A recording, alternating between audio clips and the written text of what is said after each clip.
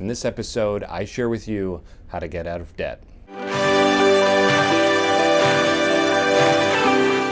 How's it going? Sean Williams with Sojourn Wealth Advisory, where my focus is helping families manage their resources for the opportunities ahead.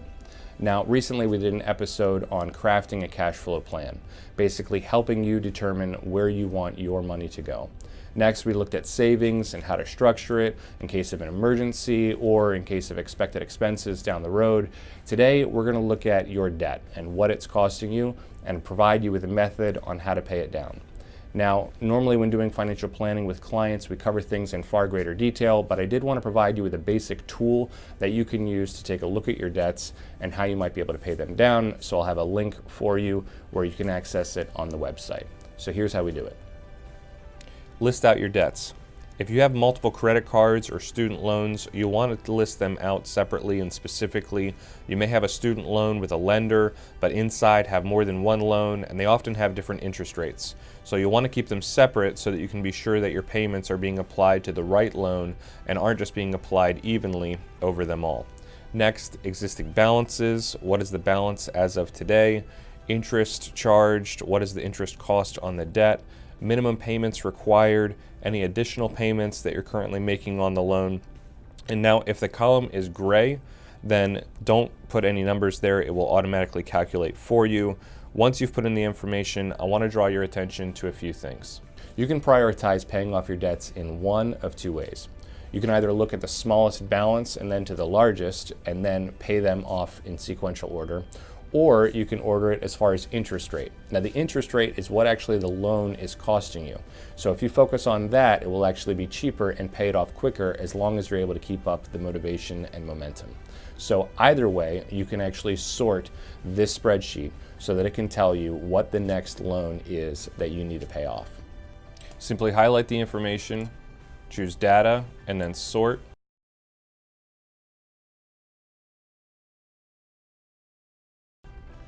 Now you can sort by balance here from the smallest to largest, and as you see, the order will change.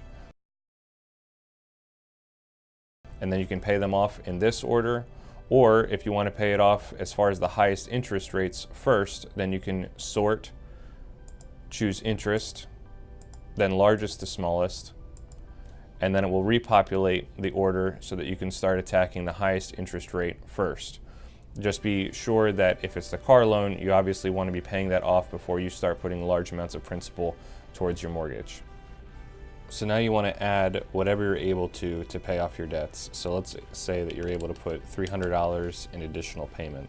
Then once you pay for the second credit card, then you'll add that number. So the total says new payment $420. So you put the $420 on the additional payment of what you were paying off on credit card number 2, and now move to credit card number 1. Take a look at this hypothetical annual cost. Now this is simply your interest rate multiplied by the balance and then coming up with an annualized cost of what that might look like. This is basically your lifestyle financed, what you're paying on the bank for this debt. Now take it another step further and look at the total amount of money that you're sending out each month to pay for your debts. And think instead about what that money could be used for if you were out of debt. Now I'm not saying that you should be 100% debt-free before you begin investing, far from it. But what I am saying is that debt needs to be addressed. And it needs to be addressed for two different reasons. One is it's robbing you of potential compound interest and gains. Now, the banks are earning money on that money, whereas you are not. And instead, I'd rather you be earning money for the benefit of you and for your family. The second thing is the less debt that you have in the future, the more affordable your retirement becomes. Because the less lifestyle or debt expenses you have, the less income you have to make in retirement. And therefore, if you have a lower lifestyle and lower debt overhead, the easier it would be to afford retirement. And so it makes your retirement more affordable.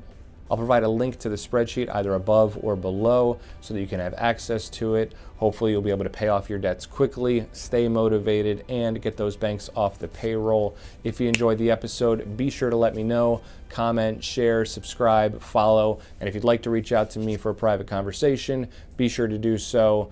And until next time, sojourn well.